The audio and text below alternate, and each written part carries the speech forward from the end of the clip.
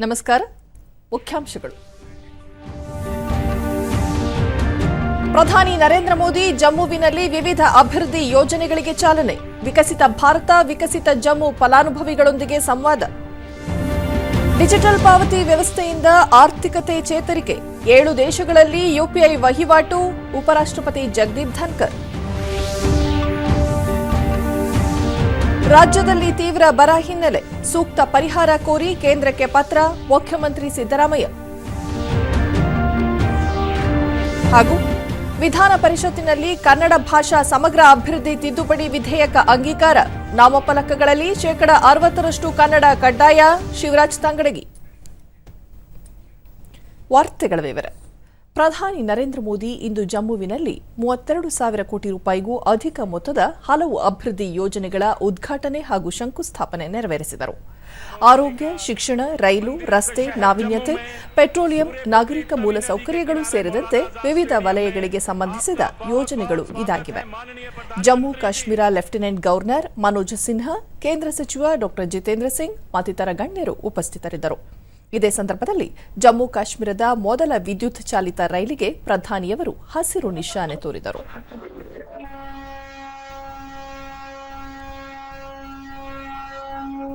ಬಳಿಕ ಜಮ್ಮು ಕಾಶ್ಮೀರದ ಸರ್ಕಾರಿ ಉದ್ಯೋಗಗಳಿಗೆ ನೇಮಕವಾಗಿರುವ 1,500ಕ್ಕೂ ಹೆಚ್ಚು ಅಭ್ಯರ್ಥಿಗಳಿಗೆ ನೇಮಕಾತಿ ಪತ್ರ ವಿತರಿಸಿದರು.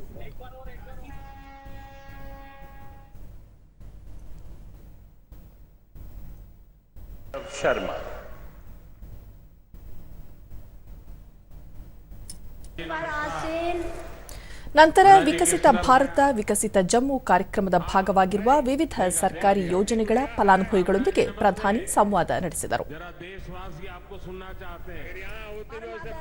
सर्वप्रथम आपको आप सबके सामने हमारे अपने प्रधानमंत्री श्री नरेंद्र ಮನೋಜ್ ಸಿನ್ಹಾ, ಜಮ್ಮು ಕಾಶ್ಮೀರ ಕೇಂದ್ರಾಡಳಿತ ಪ್ರದೇಶವಾದ ನಂತರ ಅನೇಕ ಅಭಿವೃದ್ಧಿ ಯೋಜನೆಗಳು ಕಾರ್ಯಗತಗೊಂಡಿವೆ. ಜಮ್ಮು ಕಾಶ್ಮೀರ ಶೈಕ್ಷಣಿಕ ಕೇಂದ್ರವಾಗಿಯೂ ಅಭಿವೃದ್ಧಿಗೊಳ್ಳುತ್ತಿದೆ. ಭಯೋತ್ಪಾದಕ ಕೃತ್ಯಗಳು ಕಡಿಮೆಯಾಗಿವೆ. ಕೈಗಾರಿಕೆಗಳು ಸಹ ಹೆಚ್ಚುತ್ತಿವೆ. ಜಮ್ಮು ಕಾಶ್ಮೀರ ಇದೀಗ ಶಾಂತಿ ಸಮೃದ್ಧಿಯತ್ತ ಸಾಗಿದೆ ಎಂದರು. 24 अप्रैल 2022 में माननीय प्रधानमंत्री जी जब पल्ली आए थे तो 21,000 करोड़ की परियोजनाओं का लोकार्पण और शिलान्यास किए थे. आज जब हमारे मंच हैं तो 32,247 करोड़ रुपए के विकास की विभिन्न परियोजनाओं का लोकार्पण और शिलान्यास माननीय प्रधानमंत्री जी अभी करने वाले हैं. मैं समझता हूं कि जम्मू कश्मीर के इतिहास में शायद विकास के इतने बड़े कार्यक्रम कभी नहीं हुए थे और आज मैं इस मंच से कहना चाहता हूं कि आने वाले 4 महीनों में 20,000 करोड़ की परियोजनाएं और पूरी हो जाएंगी. प्रधानमंत्री जी ಡಾ ಜಿತೇಂದ್ರ ಸಿಂಗ್, ಪ್ರಧಾನಿ ನರೇಂದ್ರ ಮೋದಿಯವರ ಆಡಳಿತಾವಧಿಯಲ್ಲಿ ಜಮ್ಮು ಕಾಶ್ಮೀರ ಎಲ್ಲ ಕ್ಷೇತ್ರಗಳಲ್ಲಿ ಅಗಾಧ ಅಭಿವೃದ್ಧಿ ಸಾಧಿಸಿದೆ. ರಸ್ತೆ, ರೈಲು ಮಾರ್ಗಗಳು ವಿಸ್ತಾರಗೊಂಡಿವೆ. ಅನೇಕ ನೀರಾವರಿ ಯೋಜನೆಗಳು ಜಾರಿಗೊಂಡಿವೆ. ಎಲ್ಲ ವರ್ಗಗಳಿಗೆ ಸಾಮಾಜಿಕ ನ್ಯಾಯ ದೊರೆಯುತ್ತಿದೆ ಎಂದರು. पहला नदी सुंदरीकरण का देवी का प्रोजेक्ट, आप ही के कार्यकाल में उत्तर भारत का पहला इंडस्ट्रियल बायोटेक पार्क, आप ही के कार्यकाल में यहां से अरोमा मिशन और पर्पल रेवोल्यूशन ने जन्म लेकर के सारे देश को एग्री स्टार्टअप्स का एक नया विकल्प दिया है. और आप ही के कार्यकाल में 40 बरस के बाद राष्ट्रीय परियोजना शाहपुर IIT भिलाई, IIT तिरुपति,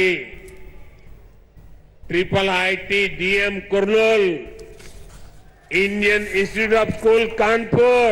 ಇದೀಗ ಜಮ್ಮುವಿನಲ್ಲಿ ಪ್ರಧಾನಮಂತ್ರಿ ನರೇಂದ್ರ ಮೋದಿ ಅವರು ಜಮ್ಮು ಕಾಶ್ಮೀರದಲ್ಲಿ 370ನೇ ವಿಧಿ ರದ್ದುಗೊಂಡ ನಂತರ ಈ ಪ್ರದೇಶ ಅಗಾಧ ಪ್ರಗತಿ ಕಾಣುತ್ತಿದೆ. ಪ್ರವಾಸೋದ್ಯಮ ವೃದ್ಧಿಸುತ್ತಿದೆ. ಭಯೋತ್ಪಾದನೆ ಕಡಿಮೆಯಾಗಿದೆ. ಜನರು ನಿರ್ಭೀತಿಯಿಂದ ಓಡಾಡುತ್ತಿದ್ದಾರೆ. ಯುವ ಜನರಿಗೆ ಉದ್ಯೋಗಾವಕಾಶಗಳು ಹೆಚ್ಚುತ್ತಿವೆ ಎಂದರು. ತಾವು ಜಮ್ಮುವಿನಲ್ಲಿ ನಡೆಯುತ್ತಿರುವ ಪ್ರಧಾನಮಂತ್ರಿ ನರೇಂದ್ರ ಮೋದಿಯವರ ಭಾಷಣದ ನೇರ ಪ್ರಸಾರವನ್ನು ವೀಕ್ಷಿಸುತ್ತಿದ್ದೀರಿ.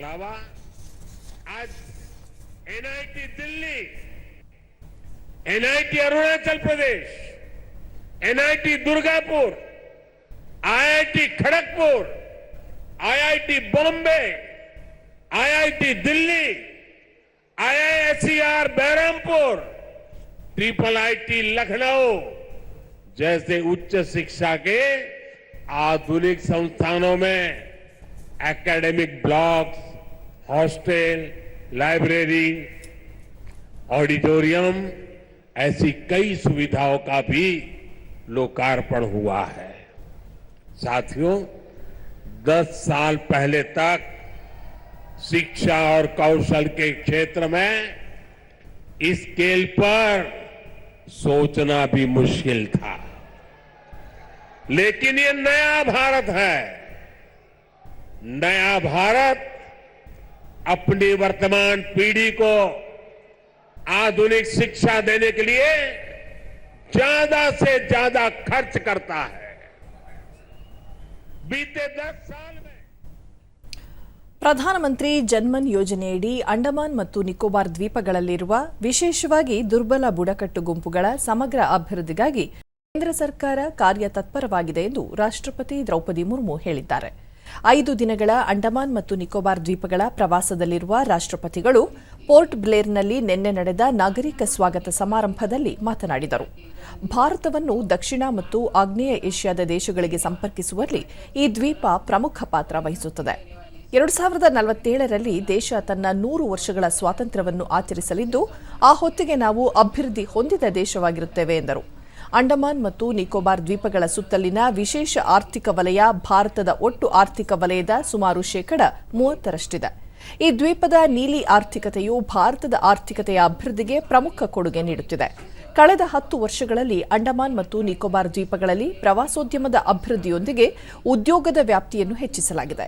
ಇದು ಕರ್ಮಭೂಮಿಯಾಗಿದ್ದು, ಸ್ವಾತಂತ್ರ್ಯ ಹೋರಾಟಗಾರರ ತ್ಯಾಗವನ್ನು ಯುವಕರು ತಿಳಿದುಕೊಳ್ಳಬೇಕು ಎಂದು ಹೇಳಿದರು. इसलिए अंडमान और निकोबार द्वीप समूह भारत की एक्ट ईस्ट पॉलिसी का एक मुख्य घटक है.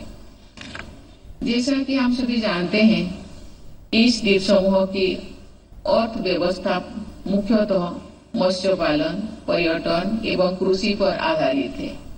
यहाँ की प्राकृतिक सुंदरता पूरे विश्व को आकर्षित करती है. मुझे बताया गया है कि इस द्वीप समूह में पर्यटन को और अधिक बढ़ावा देने के लिए अनेक कदम उठाया जा रहा है. ಪೋರ್ಟ್ ಬ್ಲೇರ್ ತಲುಪಿದ ಬಳಿಕ ರಾಷ್ಟ್ರಪತಿ ಅವರು ರಾಷ್ಟ್ರೀಯ ಸ್ಮಾರಕ ಸೆಲ್ಯುಲಾರ್ ಜೈಲಿಗೆ ಭೇಟಿ ನೀಡಿ ಶಹೀದ್ ಸ್ತಂಭಕ್ಕೆ ಮಾಲಾರ್ಪಣೆ ಮಾಡಿದರು. ನಂತರ ವೀರ ಸಾವರ್ಕರರ ಕೋಶಕ್ಕೆ ಭೇಟಿ ನೀಡಿದರು. ದೆಹಲಿಯಲ್ಲಿಂದು ಇಂದಿರಾ ಗಾಂಧಿ ರಾಷ್ಟ್ರೀಯ ಮುಕ್ತ ವಿಶ್ವವಿದ್ಯಾಲಯದ 37ನೇ ಘಟಿಕೋತ್ಸವ ನಡೆಯಿತು. ವಿದ್ಯಾರ್ಥಿ ಸಮುದಾಯವನ್ನುದ್ದೇಶಿಸಿ ಭಾಷಣ ಮಾಡಿದ ಉಪರಾಷ್ಟ್ರಪತಿ ಜಗದೀಪ್ ಧನ್ಕರ್, ವಿದ್ಯಾರ್ಥಿಗಳು ಕಲಿಯುವ ಪ್ರವೃತ್ತಿಯನ್ನು ಎಂದಿಗೂ ನಿಲ್ಲಿಸಬಾರದು. ಕಲಿಕೆಯು ನಿರಂತರವಾಗಿರಬೇಕು. ಇದರಿಂದ ಜ್ಞಾನಾರ್ಜನೆ ಹೆಚ್ಚುತ್ತದೆ ಎಂದರು. ಭಾರತವನ್ನು 2047ರ ವೇಳೆಗೆ ಅಭಿವೃದ್ಧಿ ಹೊಂದಿದ ರಾಷ್ಟ್ರವನ್ನಾಗಿಸಬೇಕಾಗಿದೆ ಎಂದು ಹೇಳಿದ ಉಪರಾಷ್ಟ್ರಪತಿ, ಇಂದು ಭಾರತ ವಿಶ್ವದಲ್ಲೇ 5ನೇ ಅರ್ಥವ್ಯವಸ್ಥೆಯ ದೊಡ್ಡ ದೇಶವಾಗಿದೆ. ಇನ್ನು ಕೆಲವೇ ವರ್ಷಗಳಲ್ಲಿ ವಿಶ್ವದ 3ನೇ ಅರ್ಥವ್ಯವಸ್ಥೆಯ ದೇಶವಾಗಲಿದೆ ಎಂದು ವಿಶ್ವಾಸ ವ್ಯಕ್ತಪಡಿಸಿದರು. ಡಿಜಿಟಲ್ ಪಾವತಿ ವ್ಯವಸ್ಥೆಯಿಂದ ದೇಶದ ಆರ್ಥಿಕತೆ ಚೇತರಿಸಿಕೊಂಡಿದ್ದು, ಈ ವ್ಯವಸ್ಥೆಯು ಜಾಗತಿಕ ಮಾದರಿ ಎನಿಸಿದೆ.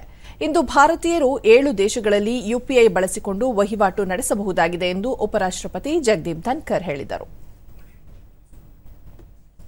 Now all without exception are subject to accountability before law.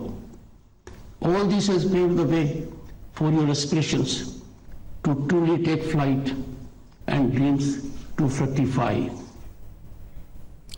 ರಾಜ್ಯದಲ್ಲಿ ತೀವ್ರ ಬರಗಾಲ ಎದುರಾಗಿದ್ದು 223 ತಾಲೂಕುಗಳನ್ನು ಬರಪೀಡಿತವೆಂದು ಘೋಷಿಸಲಾಗಿದೆ.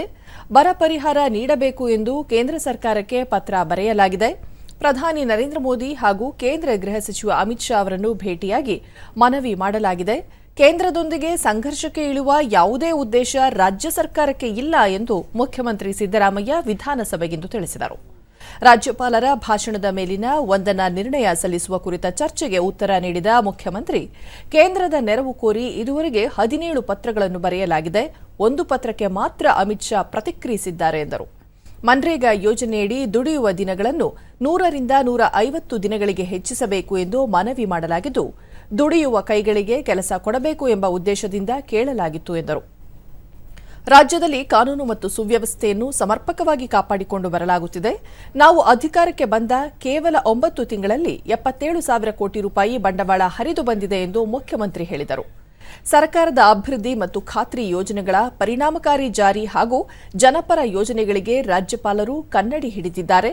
ಆದರೆ ಪ್ರತಿಪಕ್ಷದ ನಾಯಕರು ರಾಜ್ಯಪಾಲರ ಭಾಷಣದ ಮೂಲಕ ಸುಳ್ಳು ಹೇಳಿಸಿದ್ದಾರೆ ಎಂದು ಆರೋಪ ಮಾಡುವುದರಲ್ಲಿ ಅರ್ಥವಿಲ್ಲ.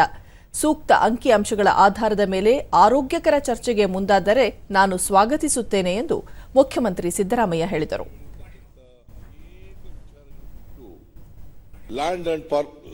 ಲಾ ಅಂಡ್ ಆರ್ಡರ್ ಕಾನೂನು ಸುವ್ಯವಸ್ಥೆ ಬಗ್ಗೆ ಹೆಚ್ಚು ಮಾತಾಡಿದ್ದಾರೆ. ಈಗಾಗಲೇ ಉತ್ತರ ಕೊಟ್ಟಿದ್ದೀರಲ್ಲ ನೀವು, ಕೊಡ್ತಾರೆ. ಅದಕ್ಕೆ ಸಮಂಜಸವಾದಂತ befitting reply mister G Parameshwar will give befitting reply. ಅವ್ರು ಏನೇನು ಹೇಳಿದ್ದಾರೆ ಅವೆಲ್ಲಕ್ಕೂ ಉತ್ತರ ಕೊಡಿ. ಕಾನೂನಿನ ಸುವ್ಯವಸ್ಥೆ ಬಗ್ಗೆ, ಈಗ ಕಾನೂನು ಸುವ್ಯವಸ್ಥೆ ಚೆನ್ನಾಗಿರೋದು ಇಲ್ಲೇನೆ ಕರ್ನಾಟಕದಲ್ಲಿ. ಈಗಾಗಲೇ 77,000 ಕೋಟಿ ಇನ್ವೆಸ್ಟ್ಮೆಂಟ್ ಬಂದಿರೋದು. 77,000 ಕೋಟಿ. ಇವತ್ತಿಗೆ 9 ತಿಂಗಳು ನಾವು ಅಧಿಕಾರಕ್ಕೆ ಬಂದು. ಯಾಕಂತಂದ್ರೆ ಇನ್ವೆಸ್ಟ್ಮೆಂಟ್ಗೂ ಕಾನೂನಿನ ಸುವ್ಯವಸ್ಥೆಗೂ ಸಂಬಂಧ ಇದೆ. ಕಾನೂನಿನ ಸುವ್ಯವಸ್ಥೆ ಯಾವ ರಾಜ್ಯದಲ್ಲಿ ಚೆನ್ನಾಗಿರ್ತದೆ ಅಲ್ಲಿ ಇನ್ವೆಸ್ಟ್ಮೆಂಟ್ ಜಾಸ್ತಿ ಬರ್ತದೆ. ಈ ಮಧ್ಯೆ ಬಿಜೆಪಿ ಸದಸ್ಯರು ಸುಳ್ಳು ಹೇಳಿಕೆ ನೀಡುತ್ತಿದ್ದಾರೆ ಎಂದು ಮುಖ್ಯಮಂತ್ರಿ ಸಿದ್ದರಾಮಯ್ಯ ಆರೋಪಿಸಿದಾಗ ಮಧ್ಯಪ್ರವೇಶಿಸಿದ ಪ್ರತಿಪಕ್ಷದ ಸದಸ್ಯ ಬಸವರಾಜ ಬೊಮ್ಮಾಯಿ, ರಾಜ್ಯದ 8.65 ಲಕ್ಷ ಹಾಲು ಉತ್ಪಾದಕರಿಗೆ 757 ಕೋಟಿ ರೂಪಾಯಿ ಪ್ರೋತ್ಸಾಹಧನ ನೇರವಾಗಿ ವರ್ಗಾವಣೆ ಮಾಡಲಾಗಿದೆ ಎಂದು ರಾಜ್ಯಪಾಲರಿಂದ ಸುಳ್ಳು ಹೇಳಿಸಿದ್ದು, 6 ತಿಂಗಳಿಂದ ಹಾಲು ಉತ್ಪಾದಕರಿಗೆ ಪ್ರೋತ್ಸಾಹಧನವೇ ಬಿಡುಗಡೆಯಾಗಿಲ್ಲ ಎಂದು ಪ್ರತಿಕ್ರಿಯೆ ನೀಡಿದರು. ಪಂಚಖಾತ್ರಿ ಯೋಜನೆಗಳ ಜೊತೆಗೆ ಬಜೆಟ್ನಲ್ಲಿ ಘೋಷಿಸಿರುವ 97% ಘೋಷಣೆಗಳಿಗೆ ಅಧಿಸೂಚನೆ ಹೊರಡಿಸಲಾಗಿದೆ ಎಂದು ಸುಳ್ಳು ಹೇಳಿಸಲಾಗಿದೆ. ವಾಸ್ತವದಲ್ಲಿ ಇದು 50% ಕೂಡ ಪ್ರಗತಿಯಾಗಿಲ್ಲ ಎಂದು ಹೇಳಿದ ಬಸವರಾಜ ಬೊಮ್ಮಾಯಿ, ರಾಜ್ಯಪಾಲರ ಭಾಷಣದ ಮೂಲಕ ಈ ರೀತಿ ಅನೇಕ ಸುಳ್ಳುಗಳನ್ನು ಹೇಳಿಸಿದೆ ಎಂದು ಕೆಲ ಅಂಕಿ ಸಂಖ್ಯೆಗಳನ್ನು ನೀಡುವ ಮೂಲಕ ಸರ್ಕಾರವನ್ನು ತರಾಟೆಗೆ ತೆಗೆದುಕೊಂಡರು. ಬಜೆಟ್ ಮೇಲೆ ಮಾಡಬೇಕು ಅಂತ ನಾನು ಮಾಡಿಲ್ಲ. ಕಲ್ಯಾಣ ಕರ್ನಾಟಕ ಪ್ರದೇಶ ಅಭಿವೃದ್ಧಿ ಮಂಡಳಿ ಏನು ಓದಿದೇವಲ್ಲ ನಮ್ಮ ಮಾತಾಡಿದ್ದೀನಿ ನಾನು. ಉತ್ತರ ಪ್ರದೇಶ ಅದೇ ರೀತಿ ವಿರೋಧ ಪಕ್ಷದ ನಾಯಕ ಆರ್ ಅಶೋಕ, ಸದಸ್ಯ ಬಸವನಗೌಡ ಪಾಟೀಲ್ ಯತ್ನಾಳ್ ಸೇರಿದಂತೆ ಪ್ರತಿಪಕ್ಷದ ಅನೇಕ ಸದಸ್ಯರು ಮುಖ್ಯಮಂತ್ರಿ ಸಿದ್ದರಾಮಯ್ಯ ಅವರ ಹೇಳಿಕೆಗೆ ತೀವ್ರ ವಿರೋಧ ವ್ಯಕ್ತಪಡಿಸಿದರು. ಈಗ ಮಾನ್ಯ ಅಧ್ಯಕ್ಷರೇ, ಆಯ್ತು, ನಾನು ನಮ್ಮ ರಾಜ್ಯದ ಹೇಳ್ತೀನಿ, ತಮಿಳುನಾಡಿನದು ಹೇಳಕ್ಕಲ್ಲ. ಇದು ಕರ್ನಾಟಕದ ವಿಧಾನಸಭೆ, ಕರ್ನಾಟಕದ ಸರ್ಕಾರದ ಬಗ್ಗೆ ರಾಜ್ಯಪಾಲರು ಭಾಷಣ ಮಾಡಿರೋದು, ತಮಿಳುನಾಡು ಸರ್ಕಾರದ ಬಗ್ಗೆ ಎಲ್ಲ ಮಾತಾಡಿರೋದು, ಉತ್ತರ ಪ್ರದೇಶ ಸರ್ಕಾರದ ಬಗ್ಗೆ ಎಲ್ಲ ಮಾತಾಡಿರೋದು. ನಾನು ನಮ್ಮ ಸರ್ಕಾರದ ಬಗ್ಗೆ ಮಾತಾಡ್ತಾ ಇದ್ದೀನಿ. ಮಿಸ್ಟರ್ ಅಶೋಕ್, ವಿಧಾನ ಪರಿಷತ್ತಿನಲ್ಲಿಂದು ವಿಧಾನಸಭೆಯಿಂದ ಅಂಗೀಕೃತ ರೂಪದಲ್ಲಿರುವ ಕನ್ನಡ ಭಾಷಾ ಸಮಗ್ರ ಅಭಿವೃದ್ಧಿ ತಿದ್ದುಪಡಿ ವಿಧೇಯಕ ಅಂಗೀಕಾರಗೊಂಡಿದೆ. ವಿಧಾನ ಪರಿಷತ್ತಿನ ಕಲಾಪ ಆರಂಭವಾಗುತ್ತಿದ್ದಂತೆ ಸಭಾಪತಿ ಬಸವರಾಜ ಹೊರಟ್ಟಿ ವಿಧಾನಸಭೆಯಿಂದ ಅಂಗೀಕಾರಗೊಂಡಿರುವ ಕನ್ನಡ ಭಾಷಾ ಸಮಗ್ರ ಅಭಿವೃದ್ಧಿ ತಿದ್ದುಪಡಿ ವಿಧೇಯಕವನ್ನು ಸದನದ ಮುಂದಿಡಲು ಕನ್ನಡ ಮತ್ತು ಸಂಸ್ಕೃತಿ ಸಚಿವ ಶಿವರಾಜ್ ತಂಗಡಗಿಗೆ ಸೂಚಿಸಿದರು. ತಿದ್ದುಪಡಿ ವಿಧೇಯಕವನ್ನು ಸದನದ ಮುಂದಿಟ್ಟ ಸಚಿವರು, ಕನ್ನಡ ಉಳಿಸಿ ಬೆಳೆಸಲು ಈ ವಿಧೇಯಕವನ್ನು ತಿದ್ದುಪಡಿ ಮಾಡಲಾಗುತ್ತಿದ್ದು, ಅಂಗಡಿ ಮುಂಗಟ್ಟುಗಳ ನಾಮಫಲಕಗಳಲ್ಲಿ 60% ಕನ್ನಡವಿರುವುದು ಕಡ್ಡಾಯಪಡಿಸಲಾಗಿದೆ. ಇನ್ನುಳಿದ 40% ಇತರ ಭಾಷೆಗಳನ್ನು ಬಳಸಲು ಅವಕಾಶವಿದೆ ಎಂದರು.